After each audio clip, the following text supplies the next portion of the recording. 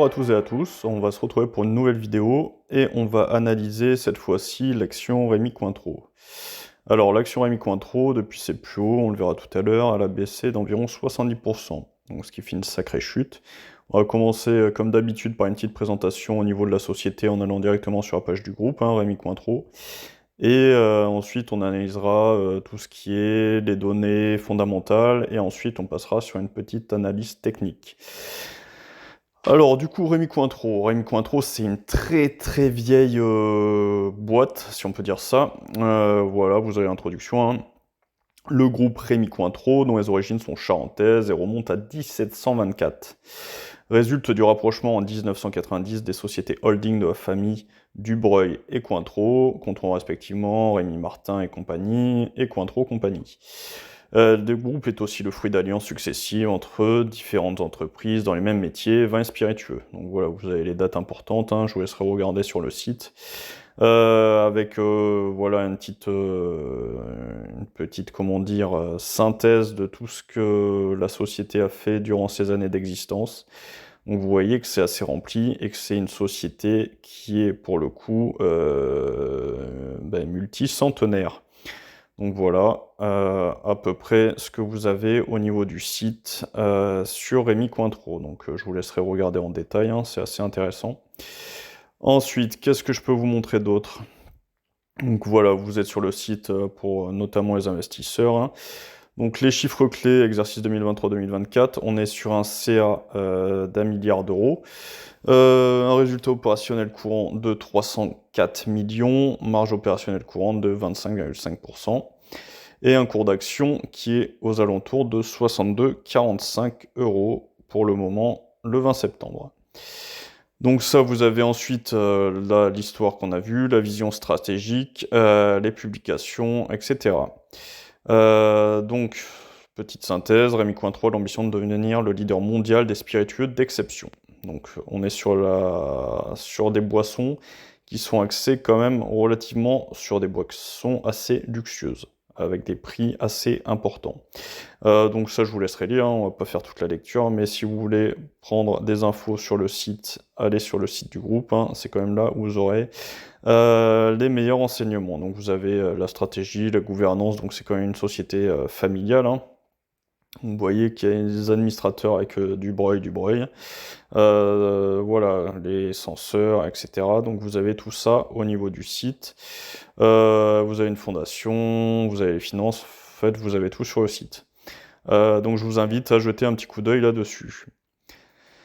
On va passer sur le site Simply Wall Street, comme d'habitude. Donc on a la petite aperçu au niveau de l'action, donc comme d'habitude, la value, futur, le passé, la santé financière de la boîte, qui est pas trop mal quand même, et le dividende. Donc ça, je vous laisserai aller voir aussi. Vous avez pendant un certain nombre de temps, plusieurs analyses qui sont gratuites, et après sinon, il faut vous abonner sur le site Simply Wall Street. Donc on voit quand même la dégringolade de l'action Rémi Cointreau, qui était à plus de 120 € et qui est maintenant 2 fois moins cher, parce qu'on arrive aux alentours des 60-62 €.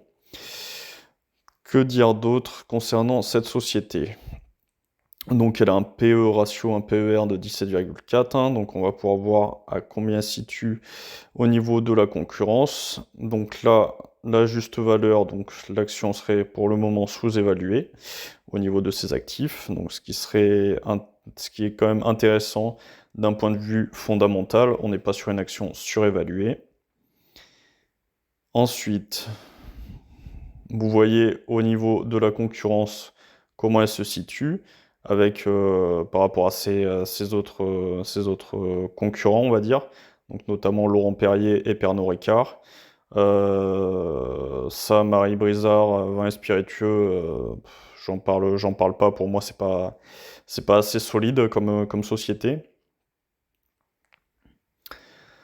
Ensuite, qu'est-ce que vous avez d'autre? Bon, ça, on n'y revient pas, le PER, donc le PER qui est un peu haut par rapport au secteur, mais bon, rien de bien méchant. Donc ça, c'est les prévisions pour 12 mois, donc vous voyez, là, la chute de l'action, hop, sur tout ce long, Et les prévisions, donc ça nous ferait une fourchette un peu plus haute qui matcherait dans les 70-80 euros. Donc vous avez, hop, la croissance future qui est notamment impactée par la demande mondiale, hein, tout simplement, avec une contraction au niveau de la consommation, notamment par rapport au marché asiatique, donc ce qui est assez important et qui pèse actuellement sur le marché des spiritueux et sur Rémy Cointreau en particulier. Les prévisions au niveau des bénéfices et des revenus. Donc vous avez, hop, le petit schéma qui va bien, donc pour les années 2025, 2026, 2027.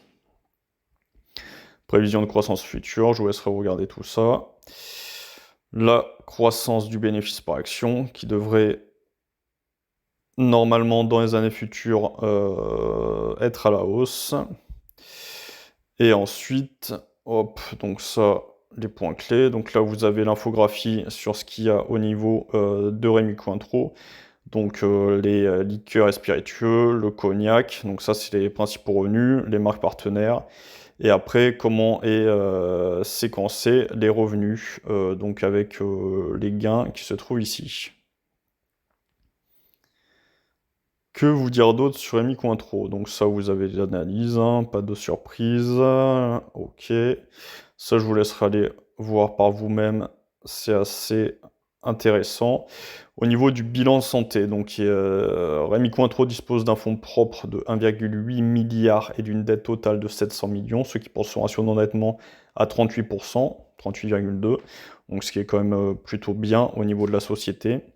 Le total de ses actifs et de ses passifs, c'est respectivement à 3,4 milliards d'euros pour les actifs et 1,5 pour les dépenses, enfin pour la dette de la société. Donc c'est quand même une boîte relativement solide avec avec quand même du cash de côté. Donc vous voyez, actif 2,33 milliards, le passif un peu moins d'1 milliard. À long terme, actif, passif, voilà. Donc on est quand même sur une boîte qui sait maîtriser ses finances.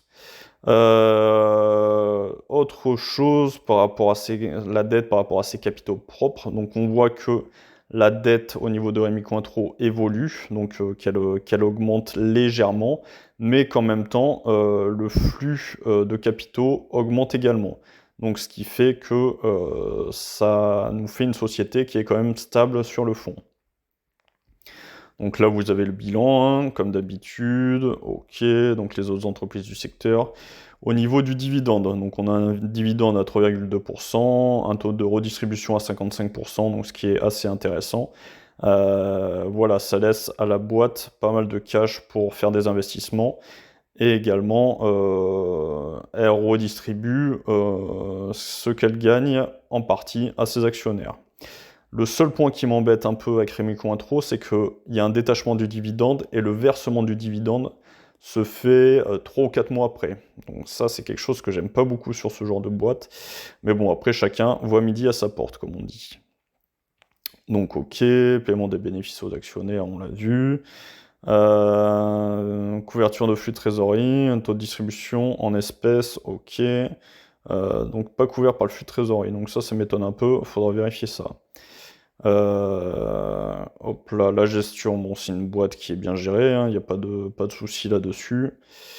Rémunération du PDG, bon, ok, ça peut être intéressant à voir. Bon, ça, on s'en fiche, ok. Donc là, vous avez les principaux actionnaires là-dessus. Donc si ça vous intéresse, vous pourrez aller voir. Voilà, vous voyez qu'il y a des boîtes comme AXA qui sont dessus. Amundi également. Donc c'est pas des petites boîtes, donc qui ont une participation au niveau de cette société. Voilà. Hop. Au niveau de l'évolution donc des comptes de résultats, on voit très clairement qu'il y a une augmentation, enfin une légère diminution et une augmentation sur les années post-Covid, donc 2021, 2022, 2023, et que là, il y a une sévère contraction en 2024. Donc ce qui fait que la société, tout simplement, s'est effondrée. Après, on voit que c'est pas une mauvaise société, elle a toujours des résultats nets qui sont positifs et qui continuent d'être positifs. Donc pour continuer sur ceci, on va faire une analyse, hop, au niveau de l'analyse technique. Donc on voit, ça c'est en journalier, la dégradation tout à fait exceptionnelle de Rémi Cointreau. Donc on va passer sur du long terme, sur du mensuel, hop là. Vous voyez que c'est une action que j'ai sous surveillance. Donc sur les années 2022, enfin 2021, 2022. Et pourtant, comme on l'a vu précédemment, il y avait une augmentation du chiffre d'affaires et du résultat net. Donc on va prendre au plus haut en novembre 2021 et au plus bas, hop là, la boîte, elle a perdu, enfin l'action a perdu 70% de sa valeur. Elle était à plus de 200 euros. Là, on est aux alentours de 62-63 euros. Donc quelque chose qui est quand même assez important. Ce qu'on peut noter au niveau de la boîte. Bon, effectivement, elle est cotée en bourse depuis très longtemps, hein. Elle était cotée avant les années 92 et qu'on a quand même une progression linéaire depuis les années 2009 qui se fait jusqu'à atteindre 200 euros. On voit également qu'il y avait un support oblique qui est très très long terme. Et ce support, on l'a brisé en mai 2024, mai-juin 2024. Ouais, plutôt, hop, avril-mai 2024, on a brisé ce support. On l'a brisé ici. Donc ça a permis de poursuivre la chute. On avait également cette résistance, ce support qui était un support sur les 87, voilà, 87-82, une fourchette. Donc là, ils le mettent un peu plus bas, hop, qui a été brisé également sur les 76. Donc de 76 à 85, on avait un gros support. Donc celui-là a été brisé également. Donc là, le prochain support, la zone que je regarde, c'est d'une part cette oblique qui fait office de résistance, la première. Donc celle-là, si elle est dépassée, ça donnera un signal positif au niveau de l'action Rémi Cointreau sur le marché. On pourrait avoir quelque chose comme ça, une consolidation, et pourquoi pas repartir un peu vers le haut. On a également, si l'action continue à dégringoler, ce support-là, sur les 44 euros. Donc 44 euros, on voit que ça rebondit. Déjà, ça a été brisé là pour continuer. Ça a rebondi une fois, deux fois, trois fois dessus, dans les années de 2014 à 2015. Donc c'est quand même un beau support. Et si on prend un peu plus large, on a 38. Entre 38 et 44, ça fait quand même une grosse zone de support. Donc on peut la tracer comme ça, si vous voulez, pour que ce soit un peu plus parlant. Hop là, donc ça, on aurait une grosse zone de support ici. Si jamais, pour l'instant je ne suis pas actionnaire, si on entre dans ce type de correction jusqu'aux 44 euros, je pense que personnellement, je prendrais une position sur Rémi Cointreau. Si l'action se reprend, on n'est pas sûr qu'elle aille jusqu'aux 44 euros. Si elle dépasse cette oblique, cette résistance oblique, je pense que je commencerai à accumuler une petite position. Mais ça peut très bien dépasser l'oblique et revenir jusqu'aux 44 avant de rebondir. Ou ça peut tout à fait percer les 44 pour aller encore plus bas. Encore plus bas, on aurait le prochain support sur la zone des 28. Et ensuite, ça arriverait sur les 13. Ça m'étonnerait qu'on arrive jusque-là. Ensuite, ce qui va être vraiment intéressant, selon moi, hop, on va repasser là, comme ça, c'est le franchissement de cette résistance. Alors, il y a eu le détachement du dividende, donc elle est plus actualisée. Hop là. Lorsqu'on franchira cette résistance oblique, je pense que l'action pourra à nouveau se retourner pour commencer son cheminement vers des valeurs un peu plus intéressantes et en phase avec le chiffre d'affaires et le résultat net de la société. Donc, est-ce que, selon moi, c'est une opportunité d'investir sur Rémi Cointreau? Alors, on l'a vu, c'est une boîte solide avec des fondamentaux qui sont quand même bons. Il y a des interrogations, hein, on ne va pas se le cacher, au niveau de la demande mondiale, au niveau des spiritueux, et également sur, en particulier, le marché asiatique. Donc je pense que c'est une boîte qui est solide, qui est intéressante à avoir en portefeuille vu la valorisation qu'elle a actuellement.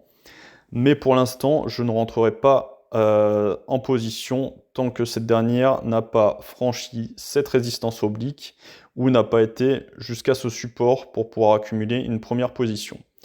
Donc je pense que ce qui va être intéressant de voir dans le futur, c'est voir son comportement jusqu'au franchissement de cette résistance. Soit la franchit avant les 44 et on peut avoir quelque chose qui fait un peu comme ça.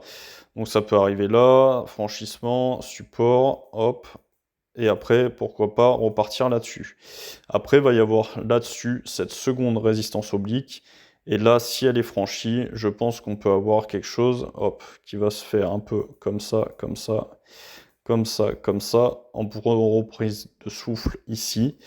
Et pourquoi pas ensuite de la construction et revenir sur les résistances passées, les dépasser pour devenir support et pour reprendre quelque chose un peu comme ça. Ensuite, ce qui va poser, entre guillemets, problème, ça va être ce support qui était oblique. Et là, je pense qu'on viendra buter ici et consolider. Donc ça, c'est mes hypothèses de travail. Je pense que là, ça sera quelque chose de compliqué à dépasser, mais pourquoi pas, au bout d'un certain temps, avec la reprise de souffle, et si les conditions économiques sont bonnes, et qu'il y a de la reprise au niveau du marché asiatique, pourquoi pas franchir cette résistance qui était un ancien support. Donc voilà ce que j'en pense. Pour l'instant, je ne rentrerai pas actuellement sur Rémi Cointreau, pas immédiatement en tout cas, j'attendrai de dépasser cette première résistance comme je vous l'ai expliqué dans la vidéo. Si on dépasse cette première résistance, je commencerai, je pense, à accumuler une petite position sur Rémi Cointreau pour voir comment elle se comporte. Et je prendrai également une position si on arrive au niveau des 44 €. Après, j'ai pas de boule de cristal, donc on ne sait pas comment peut évoluer l'action. Mais au niveau des hypothèses de travail, c'est ce que je trouve le plus intéressant. Donc dites-moi si vous avez aimé cette vidéo, ça m'encourage à en faire d'autres. N'hésitez pas à vous abonner, à liker, à partager un maximum la vidéo. Je vous dis à bientôt dans une nouvelle vidéo. Ciao, ciao, ciao!